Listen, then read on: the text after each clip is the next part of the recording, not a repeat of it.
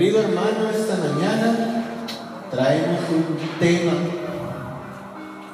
que ha sido de gran bendición para muchas personas. Y el día de hoy, mis hermanos, lo vamos a discernir acá. Vamos a pedir una rápida guianza del Espíritu Santo. Padre, te damos gracias por este día. Gracias, Señor, por tu presencia sobreabundante aquí en esta tu iglesia. El centro de esta iglesia eres tú, Jesús. Ahora te pedimos, Jesús, que nos hables, que pongas tus palabras en mi boca, que pongas un espíritu de entendimiento en los corazones de mis hermanos y que estas palabras lleguen a lo más profundo de los corazones. En el nombre de Jesús. Amén. Querido hermano, ¿alguna vez usted ha usado o le han dicho a usted la frase, si Dios quiere?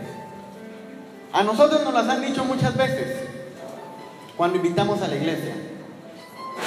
Invitamos a la iglesia, invitamos a los discipulados y muchas personas nos dicen, está bien, si Dios quiere, ahí llego.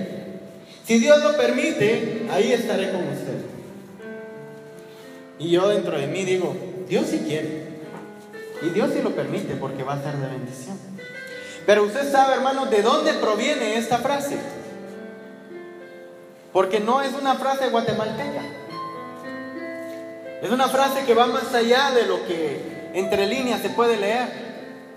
Es una frase que habla de un tema escatológico, de la venida del Señor.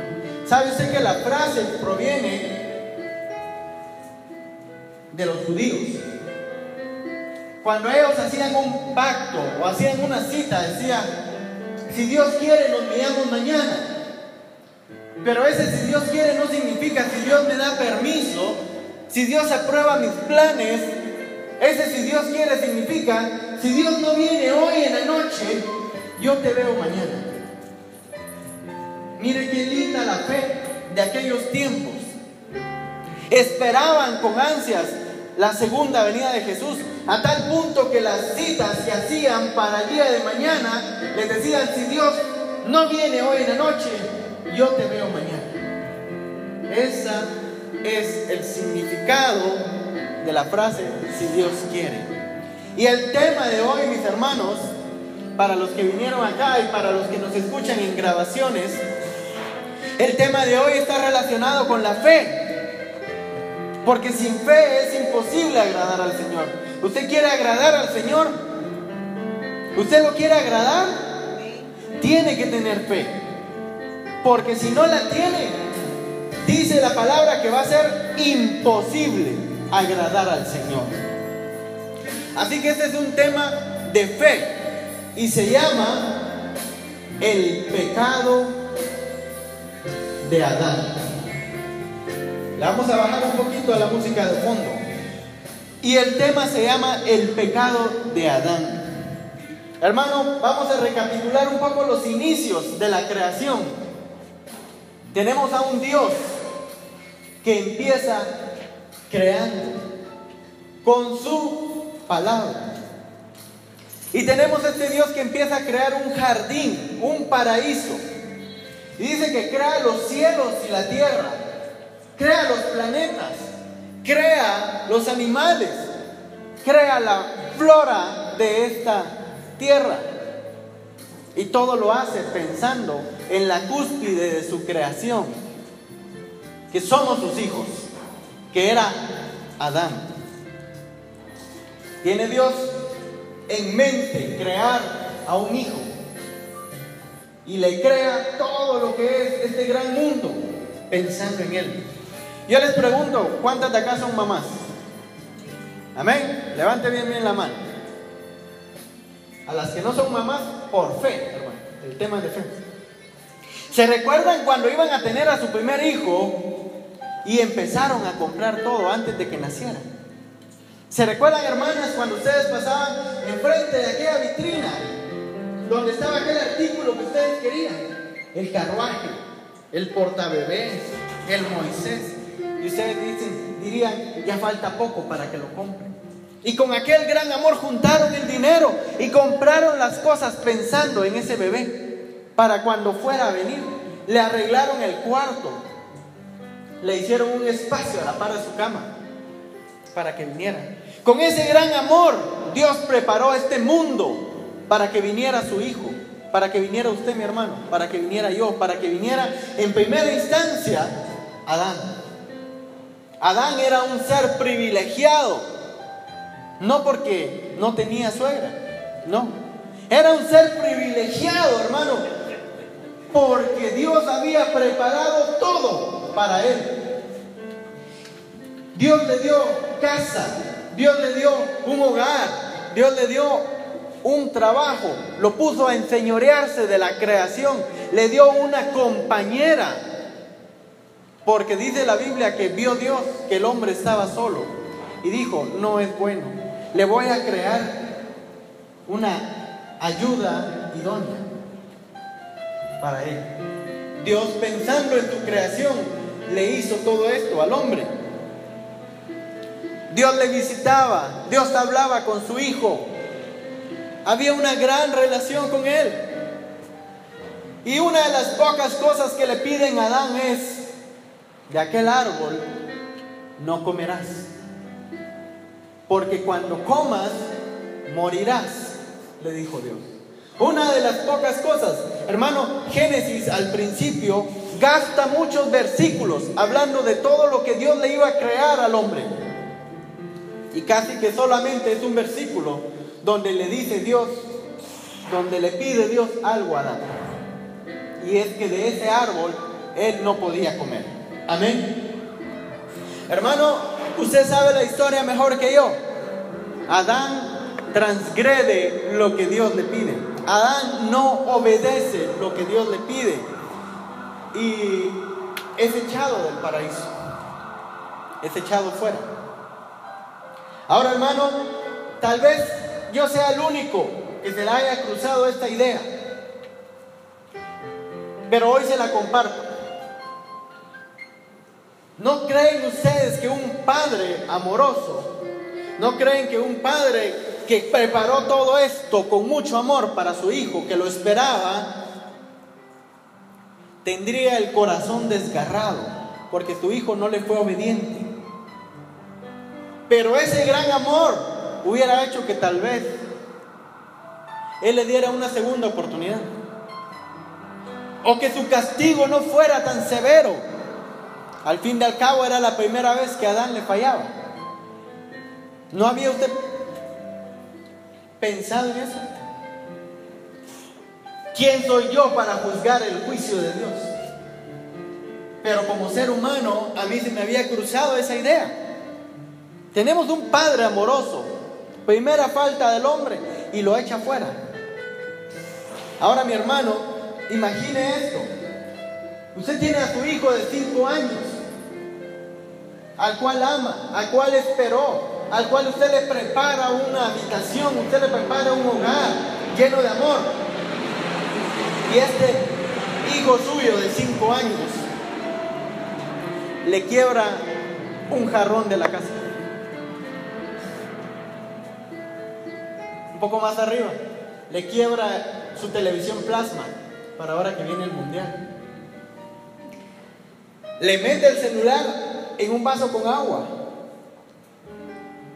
Le bota pintura en su carro, el cual usted a cada rato lava. Le raya las paredes de su casa nueva. Hermano, con toda la rabia que usted le puede causar estas acciones de su hijo, de desobediencia, yo nunca sería capaz de decirle a mi hijo: te vas de mi casa y ahora mirás qué comes, mirás dónde vivís, ya no te quiero aquí en mi casa. ¿O no es cierto? Entonces, hermano, hay que pensar cuál fue el pecado de Adán. Hay que ir más allá de la desobediencia, porque no fue la única razón, la desobediencia, por la cual Dios le dio ese castigo. Si hubiera sido solamente desobediencia, tal vez no hubiera sido tan severo. Tenemos un Dios que dice la Biblia que perdona multitud de pecados. Pero aquí, ¿por qué fue tan severo? Este pecado hay que analizarlo de la siguiente manera. Hay que ver la intención con la cual Adán pecó.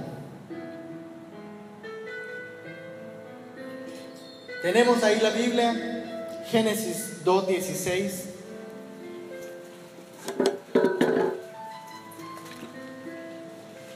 No me vayan a preguntar dónde está Génesis, hermano.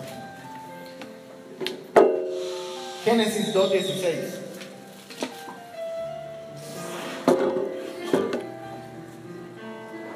Y mandó Jehová Dios al hombre diciendo: de todo árbol del huerto podrás comer, mas del árbol de la ciencia del bien y del mal no comeréis, porque el día que de él comieres, ¿qué dice ahí? Ciertamente morirás. Pregunta: ¿Adán murió? Cuando Adán come del árbol del bien y del mal, ¿Adán muere como dice Dios que iba a pasar? No muere. Pero recordemos, mi hermano, la palabra muerte no significa cesar de existencia. La palabra muerte en otra prédica dijimos que era separación. La muerte de los humanos separa el cuerpo del espíritu. La muerte de Adán separó a Adán de Dios. Entonces sí se cumplió la palabra. Cuando él comió del árbol, él se separó de Dios. Ahora hay unos dichos que dicen: en guerra avisada no hay muertos. A Adán ya se le había dicho qué es lo que le iba a pasar si él transgredía, si él desobedecía la palabra de Dios. Amén. Sigamos leyendo. Génesis 3:1. Aquí tenemos ya a la serpiente, que es una figura de Satanás. Y le está hablando y le dice: la serpiente era astuta más que todos los animales del campo que Jehová Dios había hecho, la cual le dijo a la mujer: con que Dios os ha dicho que no comáis del árbol del huerto. Hermano, imagínense a la serpiente, la seductora, diciendo: Dios te dijo, ¿verdad?, que de este árbol no tenías que comer. Entonces la serpiente le dice: es mentira, no moriréis, sino que sabe Dios que el día que tú comas de él, tus ojos serán abiertos y seréis como Dios, sabiendo el bien y el mal. Miren lo que le dice la serpiente: lo que Dios te dijo es mentira. Él no quiere que comas, porque el día que comas, tus ojos serán abiertos y serás como Dios. Eso le dijo la serpiente. Yo pregunto, a este punto, ¿Adán y Eva sabían distinguir entre el bien y el mal? Adán y Eva tenían un conocimiento entre el bien y el mal. Sabían que Dios les había puesto límites. Dios les dijo: de todos los árboles puedes comer, menos de este. Si el Creador les dice a usted: pueden hacer todo, menos esto, ustedes saben que si desobedecen, están haciendo mal. Y si hacen lo que se les pide, están haciendo bien. De tal forma, mis hermanos, que la serpiente les estaba ofreciendo algo que ellos ya tenían. La serpiente les ofrece: y ahora ustedes van a saber del bien y el mal, cuando ellos ya lo sabían. Un engaño. A veces Satanás se va a acercar a ti y te va a decir: ¿quieres experimentar el verdadero placer que provocan las mujeres? Sé adúltero, cuando el verdadero placer lo tenemos en casa, con la mujer que Dios nos dio. ¿Quieres experimentar la verdadera riqueza? Dedícale más tiempo al trabajo y no a Dios. cuando sabemos que si le dedicamos a Dios, todo vendrá por añadidura. La serpiente a veces te viene a ofrecer cosas que ya tienes, pero es una engañadora, es astuta, dice la Biblia acá. Fíjate que la respuesta de Adán, ¿cuál fue? Cuando Dios lo confronta, ¿qué le dice? Esta mujer, ya me lo imagino, esta mujer que me diste fue la que me dio a comer a mí. Adán se estaba tratando de quitar la culpa y decirle, esto que me diste a mí fue lo que me hizo pecar a mí. Pero, hermanos, recuérdeme, ¿de dónde sacaron a Eva? De una costilla de Adán. Era parte de Adán. Uno no puede echarse la culpa a uno mismo. Yo no puedo decir, hermano, es que esta boca que tengo como bebe, por eso es que yo tengo este vicio. Hermano, este corazón que tengo tan enamorado, por eso es que yo soy adúltero. No, el pecado viene de la propia concupiscencia, lo que te incita propiamente a ti a pecar. De ahí viene. Entonces, mis hermanos, el pecado de Adán no solamente fue la desobediencia, fue la intención con que Adán quiso pecar. ¿Cómo quiso pecar Adán? Dijo, si yo le soy desobediente, yo voy a ser como Dios. Esa fue la intención. Querer ser como Dios. Ahora, hermano, yo tengo mala memoria. Recuérdeme, ¿qué otro personaje de la Biblia quiso ser como Dios?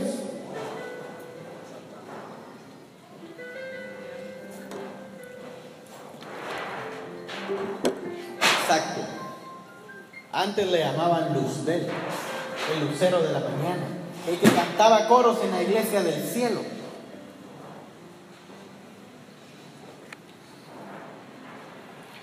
Isaías 14:12 dice así, no lo busque.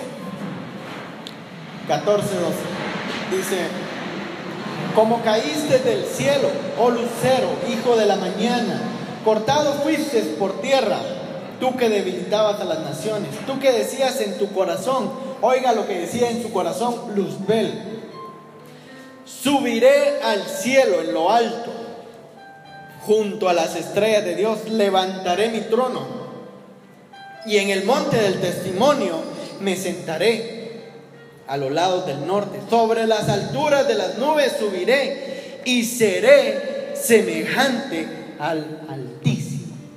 Tenemos otra persona que quería ser como Dios. Hermano, aquí es donde el pecado de Adán se agrava. Imagínense, el hijo, la promesa, la descendencia de Dios quiere ser como el diablo, que quiso destronar a Dios.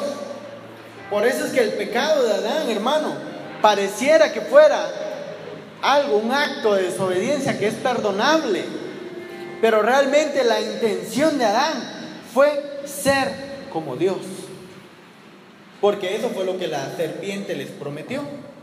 Ahora, hermano, tanto Adán como Luzbel eran seres privilegiados, como tú o como yo, que tenemos el conocimiento de Dios, que tenemos una buena relación con Dios.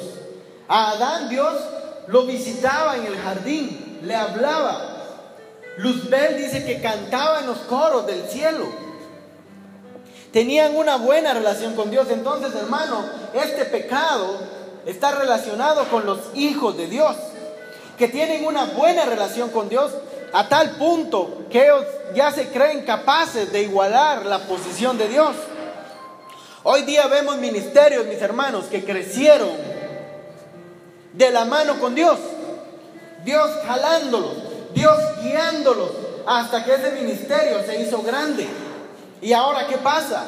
Que ese ministerio ya no es jalado por Dios, ya no es guiado por Dios, es guiado por el líder, es guiado por el pastor, por el apóstol, por el doctor, por el hipermega, lo que quiera, pero ya no es guiado por Dios, porque quieren ser como Dios. No dejan que la obra sea guiada por Dios. ¿Qué cantábamos hoy en la mañana?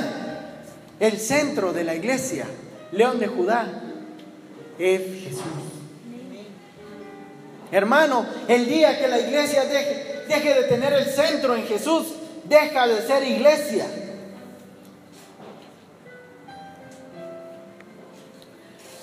Ahora bien, mis hermanos, no estamos hablando de que estos personajes hayan destronado a Dios. Querían usurpar, es la palabra. Querían usurpar las atribuciones, las responsabilidades de Dios. Entonces, hermanos, lo que nos compete a nosotros es estudiar, predicar cuáles son las responsabilidades, atribuciones del Dios que tenemos, para que no nosotros cometamos el mismo error que Adán, para que no usurpemos lo que le compete a Dios. Quiero que busque Salmo 48:14.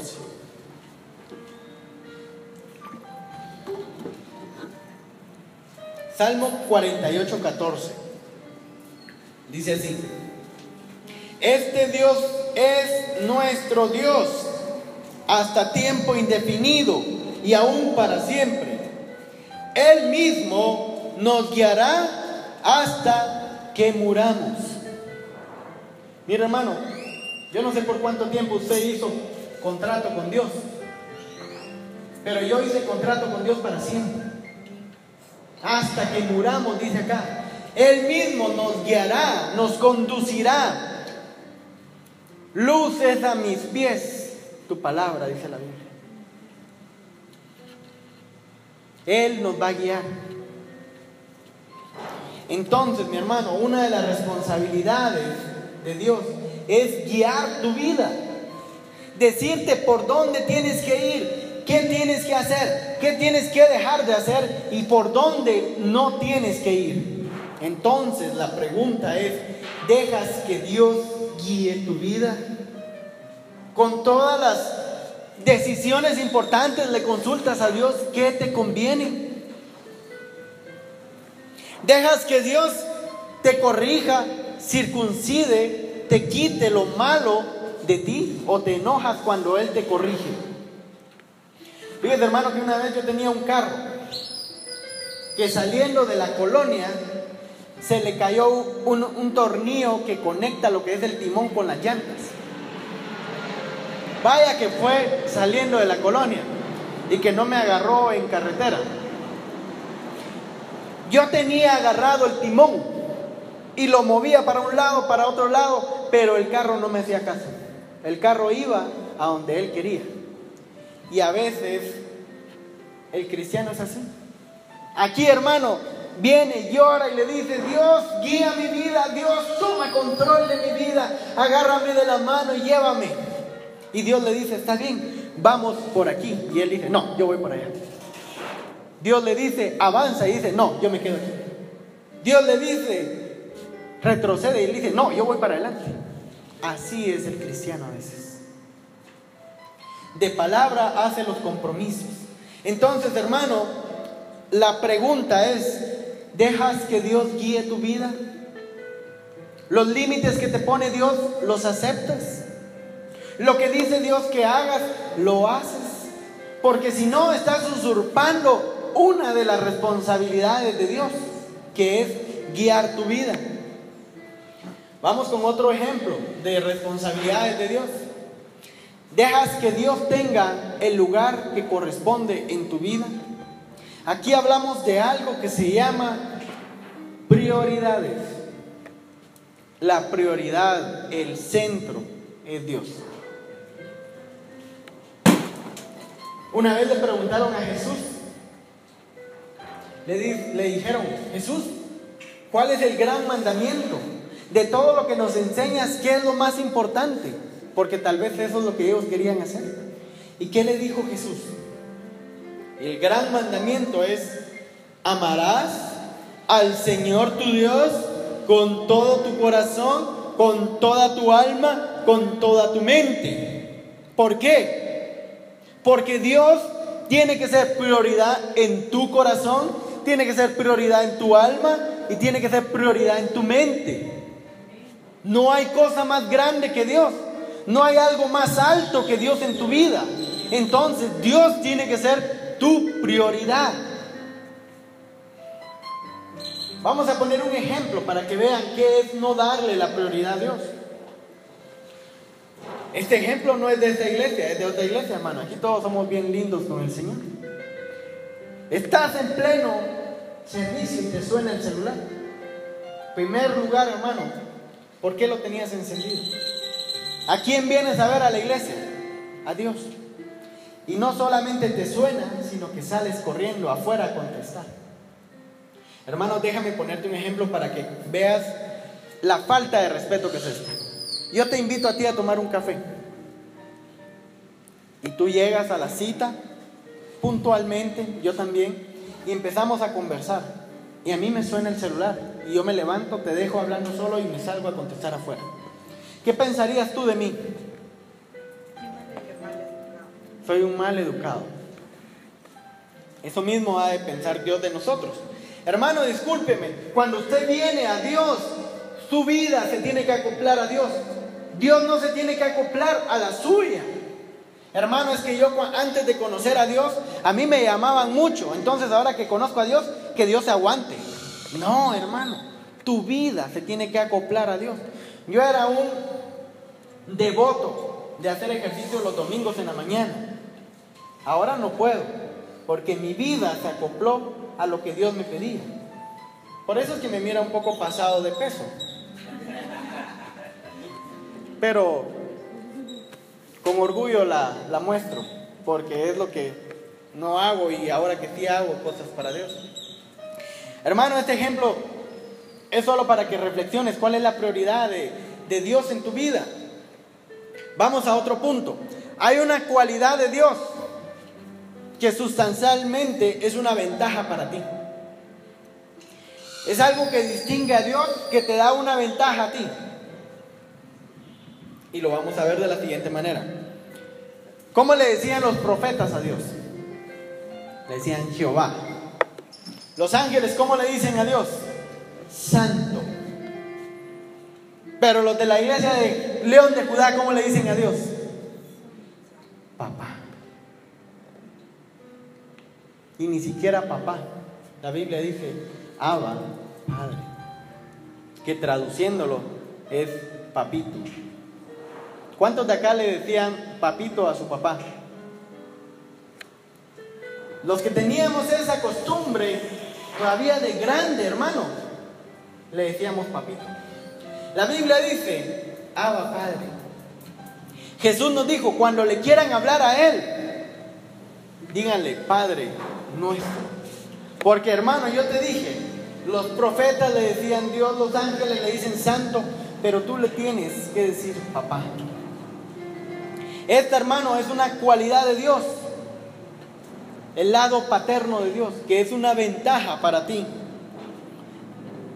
Usted a lo largo de su vida evangélica, cristiana, va a ver hermanitos que se relacionan con el Ser Supremo como si Él fuera un Dios, como que si Él fuera un jefe supremo, como que fuera su gran amigo, a tal punto que les da el chance de faltarse el respeto, como yo les decía. Pero la relación que dice la Biblia que tenemos que tener es de padre a hijo. Entonces, hermano, ¿cómo es la relación de padre a hijo? Yo, por ejemplo, con mi hijo, yo no puedo ser su mejor amigo, porque los mejores amigos te dejan fumar. Los mejores amigos dicen malas palabras contigo. Hermano, el compañerismo se queda corto al amor de un padre. Ustedes no sé si han visto las noticias. Agarran a un marero, todo tatuado, y en la noticia dice, agarran a marero que estaba descuartizando a su víctima, captado en video, y llevan ahí a la persona, y en eso entrevistan a los padres, entrevistan a la mamá o al papá.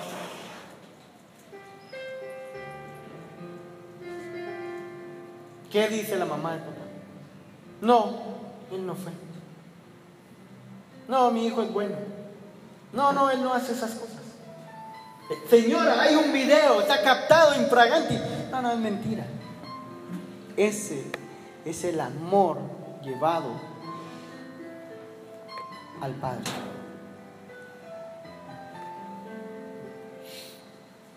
Primera de Corintios 13:4 dice que el amor es sufrido, es benigno, no tiene envidia, el amor no es jactancioso, no se envanece, no hace lo indebido, no busca lo suyo, no se irrita, no guarda rencor, no se goza de la injusticia, mas se goza de la verdad.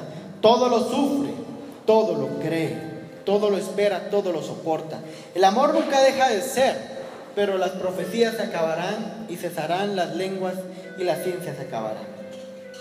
Hermano, el amor de Dios es tan incomprensible que nos ama aún siendo pecadores. Y no solo nos ama, sino que nos envió a su único Hijo para que muriera por nosotros.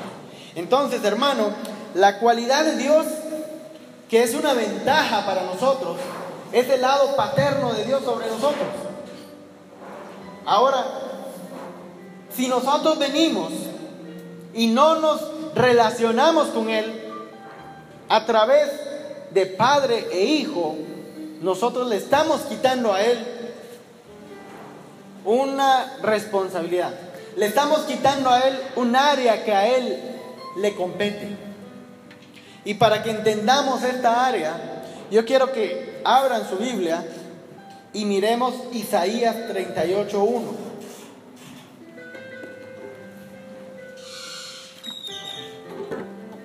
Isaías 38:1. Amén. Lo vamos a dejar ahí abierto. Acá nos hablan de Ezequías. Hermano, Ezequías fue un rey de Judá. Su reinado duró casi las 3 décadas. Se caracterizó este rey Ezequías, que por cierto su nombre significa Jehová da las fuerzas, Jehová fortalece, Jehová es la fuerza. Eso es lo que significa Ezequías. Se caracterizó el reinado de este rey porque hizo lo bueno delante de Dios. Y no solamente hizo lo bueno delante de Dios, sino que rompió una cadena que venía de su abuelo, de su padre, de hacer las cosas malas, de profanar el nombre de Jehová. Entonces, mi hermano, dentro de las cosas que él hizo, dice que rompió las malas prácticas que hacía su papá, el antiguo rey. Dice que reparó el templo. ¿Se recuerdan del discipulado el miércoles? Que estamos aquí reparando el templo de Dios. Él dice que reparó el templo, lo limpió y celebró una gran Pascua, una gran fiesta. Ezequías, hermano, fue un rey que supo que allá en los cielos él tenía un padre. Y cuando a él le tocó reinar, él dijo: yo no voy a hacer lo que hacía mi padre de la tierra, yo voy a hacer lo que me pide mi Padre de los cielos. ¿Y sabe cuál fue la consecuencia de esto? La consecuencia de la obediencia es de que él tuvo un reinado muy próspero. ¿Cuántos de acá están pasando escasez? ¿Cuántos de acá quieren prosperidad? La obediencia desencadena prosperidad. El rey Ezequías pudo haber seguido los pasos de su abuelo, de su padre, pero él decidió ser obediente a Dios y la consecuencia fue que Dios lo bendijo en gran manera. Pero ¿sabes algo? A pesar de que él hizo todo esto, la vida del rey Ezequías no es tan diferente a la tuya o a la mía.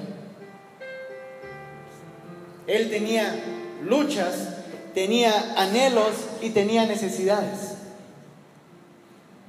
El rey Ezequías, durante su reinado, estuvo en batalla con los asirios. Y en el mejor momento, hermano, cuando estaba en el mejor momento tal vez de su relación con Dios, cuando tal vez había ganado más batallas a los asirios, el rey, el gran gobernante, el siervo de Dios, el capitán en jefe, el rey enfermó. Y no solamente enfermó, sino que dice la Biblia, enfermó de muerte. Entonces, hermano, no te asustes si hay cosas que nos pasan que parecen ser negativas, porque la identidad de hijo te dice que aunque las cosas vayan mal, terminarán bien, que abogado tenemos en el cielo para con nosotros, que podemos sembrar con lágrimas, pero vamos a cosechar con gozo. Mi hermano, aunque enfermemos, por su llaga vamos a ser sanos. No estamos exentos de las cosas malas. Jesús le dice al Padre, no te pido que los quites del mundo, sino que los guardes. Hermano, al igual que el rey Ezequías, tu vida y la mía puede estar expuesta a que nos pasen cosas que tal vez pensemos que no sean la voluntad de Dios. Entonces empecemos a leer. En aquellos días, dice, Ezequías enfermó de muerte. Y vino a él el profeta Isaías, hijo de Amós, y le dijo, Jehová dice así, ordena tu casa, porque morirás y no vivirás. Entonces volvió Ezequías su rostro a la pared e hizo oración a Dios. Hermano, imagínate tú en tu peor circunstancia, allá en aquella cama de hospital, allá en aquel lugar de mucha necesidad, o tal vez en tu propia cama llorando, no sabiendo qué vas a hacer al día siguiente que te toca pagar. Imagínate en aquel dolor intenso que sufriste y ves venir un profeta de Dios a ti. ¿Qué piensas? Aquí viene la respuesta de Dios. Aquí viene lo que Dios me ha prometido, y este profeta trae en sus manos la palabra que me va a restaurar, una palabra que me va a levantar. Y viene el profeta Isaías y le dice, morirás.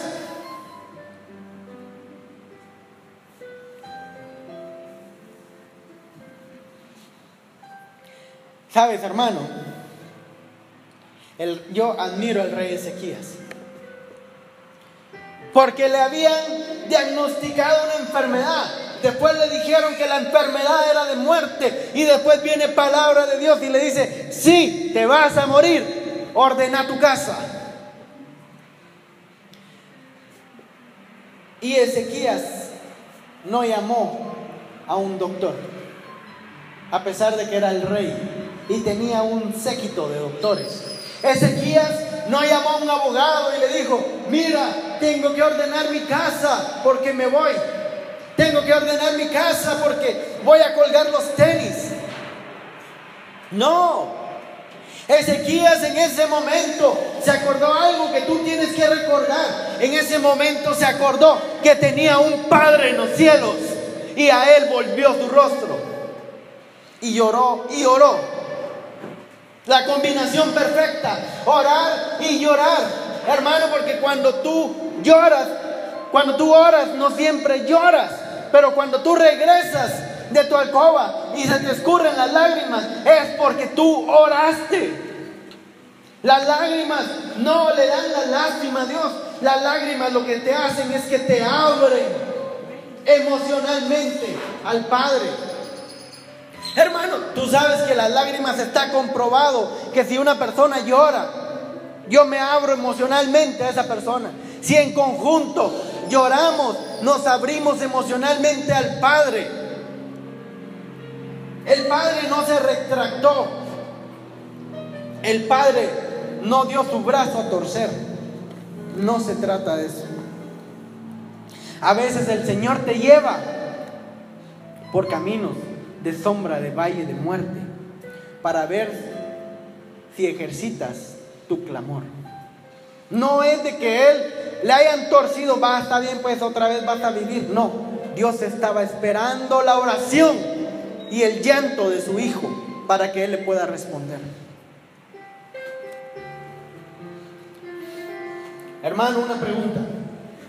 ¿Qué se te viene a ti a la mente? ¿Qué es lo primero que se te viene a ti a la mente con las circunstancias malas? Por ejemplo, te quedaste sin trabajo. Hermano, yo tengo buenos conectes con este gobierno. Te dio cáncer. Hermano, yo conozco un buen doctor acá. Divorcio. Hermano, yo tengo un abogado que me va a dejar pelado a este esposo. ¿Sabes, hermano? Eso que se te vino a ti a la mente está usurpando el lugar de Dios. Porque ante cualquier situación, yo corro a Jehová. Yo corro a sus pies, a su regazo. Mi torre fuerte, mi ciudad amurallada, mi refugio. Él es tu Dios. Y no solamente es tu Dios, es tu Padre. Entonces, hermano, con la adversidad hay que correr a Dios. Y eso fue lo que hizo Ezequías. Tú sabes que dentro de los 12 discípulos había un doctor y había un contador. Pero tú sabes a quién le remitían los enfermos y los necesitados de plata. A Jesús. Jesús no decía: usted necesita sanidad, papá, mira, ahí tenemos un doctor. Usted necesita plata, Judas, dale ahí una ofrenda. No. Hermano, está bien que pida oración, pero le recuerdo, usted tiene un Padre allá en los cielos, que es más grande que cualquier líder espiritual acá, que es más grande que cualquier banco, es más grande que cualquier doctor, es más grande y más ágil que cualquier abogado terrestre. ¿Por qué va a morir a los pies de un humano cuando su primera opción es Dios? ¿Qué pasa con sus hijos? Imagínese, hermano, que usted llegue de trabajar y llegue a su vecino y le dice: mire, vecino, fíjese que su hijo rompió la ventana de aquella casa y me vino a llorar a mí diciendo que le ayudara a pagar esa ventana. ¿Usted cómo se sentiría? Yo me siento mal. Mijo, yo soy tu tata, ¿por qué vas a otro lado? ¿Por qué no viniste a mí? Y perdónenme la palabra, ya no la podemos editar, pero quiero que entienda que usted tiene un papá allá que se pone celoso cuando usted va a otro lado, si no es a sus pies. Porque el vecino le puede venir a decir: mira, ese es tu hijo, sacámelo, le quiero pegar unas nalgadas, me quebró la ventana. Pero uno como papá le dice: momento, si él lo quebró, yo lo pago. Si él le hizo, yo te pago. Pero a mi hijo no le tocas ni un pelo. Ese es el papá que usted tiene ahí arriba. Y se pone celoso cuando usted no va a él como su primera opción. Hermanos, los musulmanes tienen a Buda, los católicos tienen sus imágenes, pero usted tiene a su papá. Uno que está vivo, uno que se preocupa por usted, uno que vela por usted, uno que sabe cuáles son sus necesidades antes de que usted se las pida. ¿Y por qué entonces va a morir a otro lado?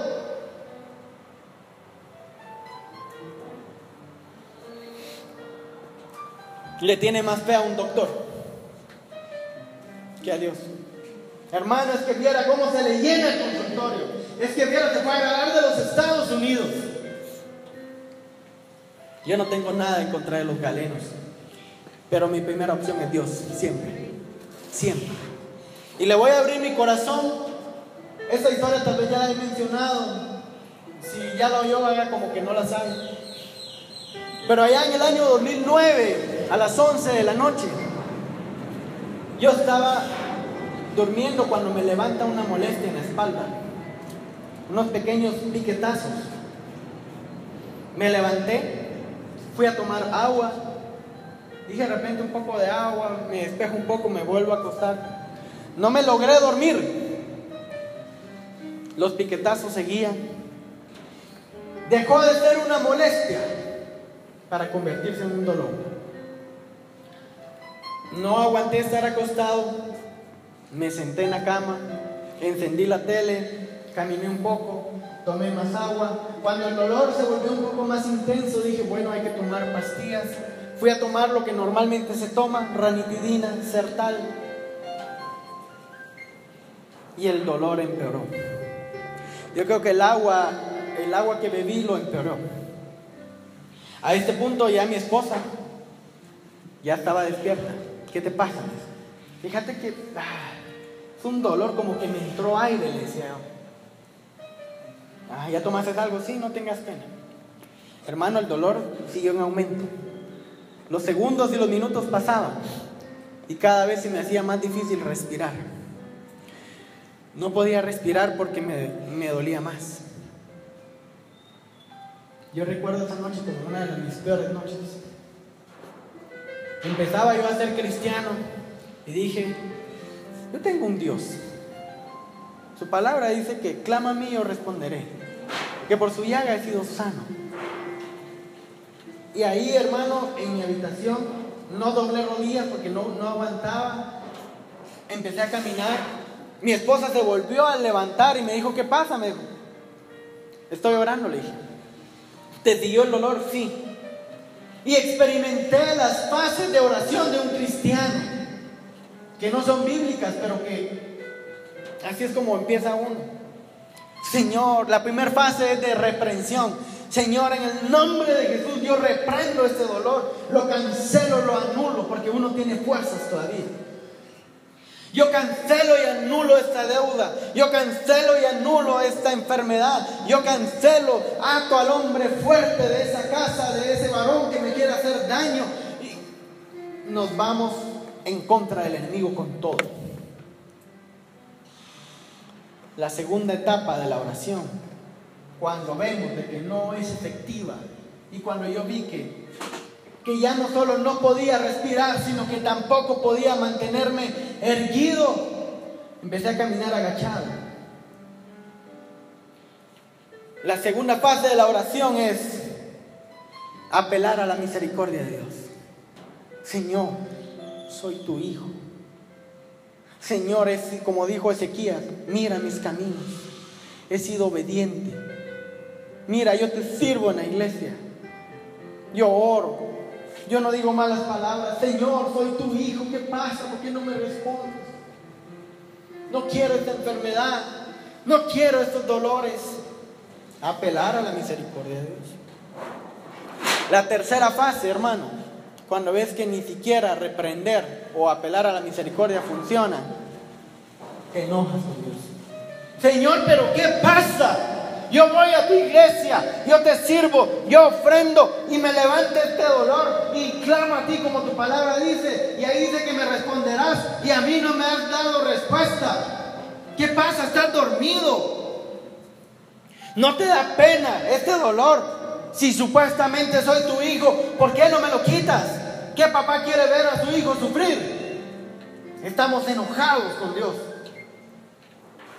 Yo pasé por esas etapas y el dolor no se iba. Pero mi esposa, desde la 1 de la mañana, que el dolor era insoportable, me dijo, vamos a ver un doctor. No, le dije, yo tengo un Dios. Y yo voy primero a Él y Él me va a sanar. Yo tengo un Dios, Gaby, le decía.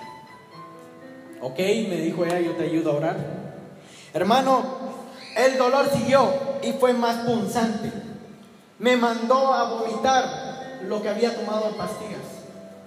El vómito es una respuesta del cuerpo porque ya no sabe qué hacer. Me dio temperatura. Yo sentía que me iba a reventar mis riñones, porque esto era lo que me dolía. Y me acordé de las palabras de cuánta persona no me dijo, deja de tomar esas bebidas, deja de estar tomando tanto café, toma agua pura. Y me acordé de cuántas veces yo ignoré esos consejos. En esa condición, abrazado del inodoro, me acordé de ahí. Y yo seguía orando. Yo tengo un Dios, tú eres más grande que esto, tú haces milagros, tú retrocediste un mar, ¿qué es para ti quitarme este dolor? Hermano, de la 1 de la mañana a las 5 de la mañana, yo pasé 6 horas en agonía, orando. Ya lo último era rebeldía, yo ya no quería al doctor. No, si yo me muero, va a ser tu culpa, porque yo sí fui a ti. Y mi esposa me dijo, mira, no, de repente es un proceso que Dios quiere pasarte. Vamos al doctor. Ya sentía que me iba yo, hermano. No queríamos despertar a mis papás que viven enfrente. A las 5 de la mañana yo le dije a Dios, que conste, yo clamé a ti. y tú no me respondiste. Decirle a mi papá que venga por mí, le dije. Y con lo que pude, mi papá a las 5 de la mañana se levantó. Y mi hermano, el pastor, que en ese momento no era pastor, pero sí ya le había entregado su vida a Dios, él se fue con nosotros. Hermano, yo recuerdo que en el camino cada bache yo lo sentía. A mí me retumbaba aquí, iba con más dolor todavía. Iba llorando del dolor. Hermano, yo soy... Bueno, no es bueno decir, pero yo soy bien machito para los dolores. Yo casi no lloro. Pero ahí iba llorando como un bebé. Y mi hermano del sillón de atrás me extendió una mano y empezó a orar por mí. Hermano, yo había pasado 4 horas orando. Yo ya mero le tiraba la mano y le decía, eso ya lo probé. Pero dejé que él orara. ¿Y sabe qué? Asombrosamente la respuesta de Dios empezó a llegar. Cuando él oró, yo empecé a sentir, tal vez no menos dolor, pero estaba consolado. Llegamos al hospital. Con una prepotencia me presenté al doctor. El doctor me saludó y yo ni siquiera le saludé. Le dije, mire, yo tengo cálculos, he estado tomando muchas aguas, tengo un dolor aquí, por favor, deme algo para quitarme este dolor. No, me dijo, mira, tranquilízate, me dijo, porque vamos a hacer exámenes, esto es así, después vemos que no, deme algo para el dolor, le dije yo, porque yo tengo cálculos en los riñones, o se me estalló uno, o está a punto de estallar, le dije yo. ¿Sabe qué me dio el doctor cuando me vio así? Me dio un tranquilizante, me puso una inyección. Este viene muy alterado, así no lo puedo tratar, dijo. Y me puso un tranquilizante. Ya no podía ni hablar, hermano, porque me tranquilizó demasiado. Ya no podía alegar, tenía que hacer lo que ellos dijeran. Al final de cuentas me pusieron algo para el dolor. Al día siguiente, el doctor me dio la noticia. Mijo, sí son cálculos en el riñón. Ya vio que le dije, le iba a decir yo, pero no podía hablar todavía. Hay 3 caminos. El primero es la operación, lo cual no quiero porque estás muy patojo. Lo que sucedió es que una pelota del tamaño de un 5 se quedó trabado en una de las mangueritas que baja la orina. Ese es tu gran dolor. Por eso cuando tomaste el agua, más dolor te dio. Ok, bueno, operación no. ¿Qué más hay? La otra es de que yo agarre tu parte genital y meta una manguerita por el tubito y la meta hasta que llegue a donde está la piedra. Donde está la piedra, esa manguerita, la cabeza se abre. Uy, dije así. Agarra la piedra y se la trae de regreso.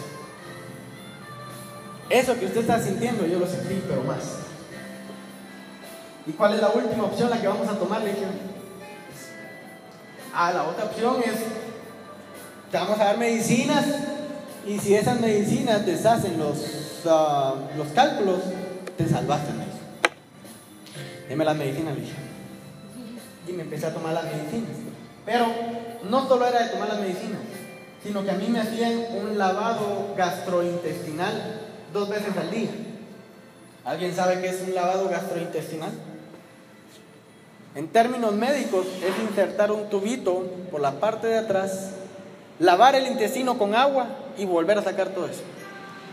Para que me pudieran hacer a mí una radiografía, no sé qué, para ver si ya se había deshecho la piedra. 2 veces por día. Hermano, en aquella cama, con toda mi vergüenza tirada al suelo, con todo mi orgullo tirado al suelo, recostado, yo me acordé otra vez de mi padre. Dije, Señor, si ese es un proceso, yo lo acepto. Yo voy a ser obediente, pero sáname de aquí.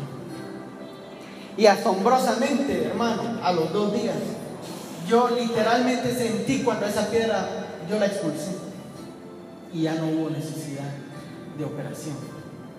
Pero hermano, lo que te quiero decir con esto es de que a veces Dios te lleva al límite para ver qué tanto puedes clamar tú por Él. Pero Él nunca deja de ser tu primera opción. Pero ¿qué hubiera pasado si en vez de clamar a Dios yo me hubiera ido a un hospital de una vez sin acordarme que tengo un Dios? Hubiera dependido de hombre. Y yo no dependo de hombre, yo dependo de Dios. ¿Y usted depende de Dios, hermano? Hay algunos cristianos que se acuerdan de Dios hasta de último. Hermano, ya no nos queda más que orar. Cuando es lo primero que tienes que hacer, hermano.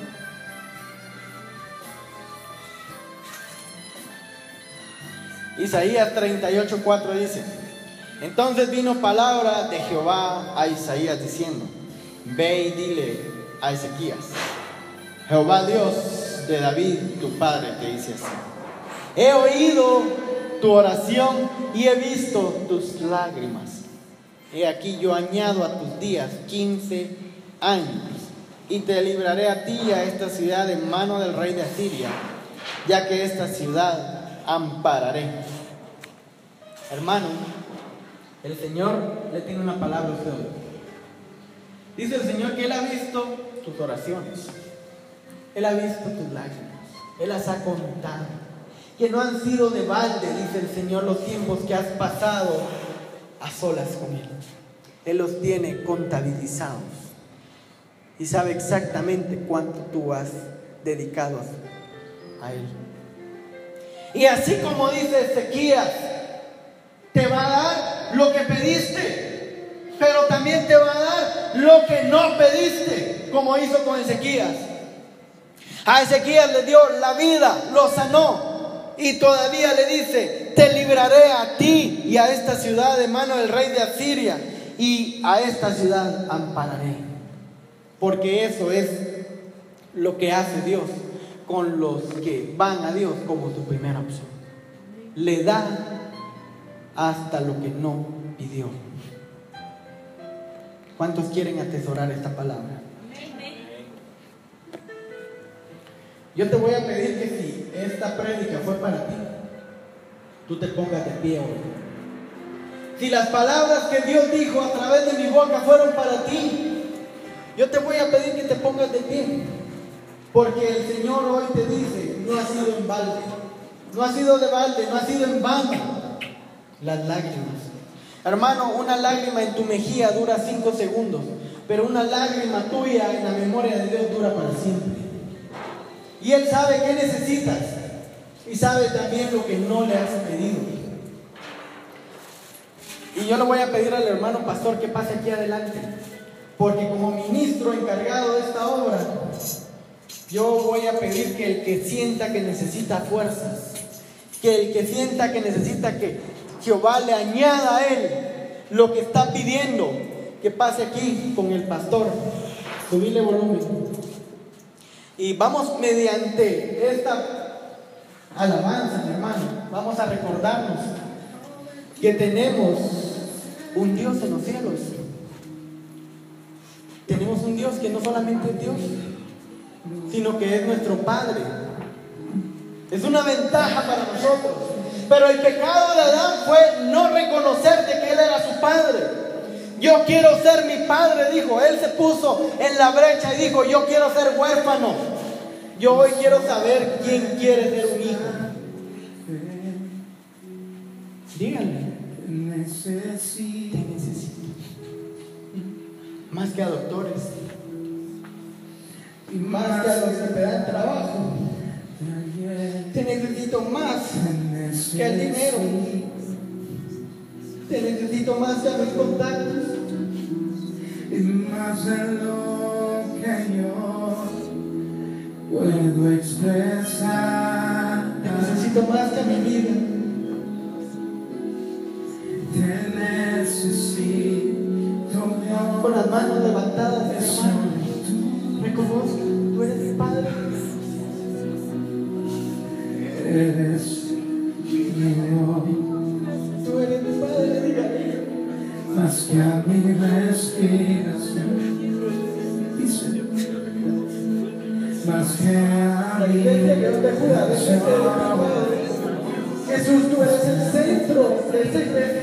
más que a ti. Y más que a nadie junto a ti. mi peor necesidad, yo solamente quiero que estés tú a la par mía. y poder vivir. Esas lágrimas, dice el Señor, las estoy contando. Esas oraciones las tengo en mi memoria. Volver a ser el que antes fui. Toma pasión. Necesito. Dígale conmigo a él. Oh, más que el día de ayer, te necesito. Más, Señor, y más de lo que yo puedo expresar, Señor. Te necesito, te necesito, te necesito. Eso es lo que quiero, eso es lo que quiero, te quiero aquí. Ahora sí, todos juntos, dígale, te necesito, te necesito. Oh, sí, Señor, solo a ti. Más y más y más, y más de lo que yo puedo expresar, más que a cualquier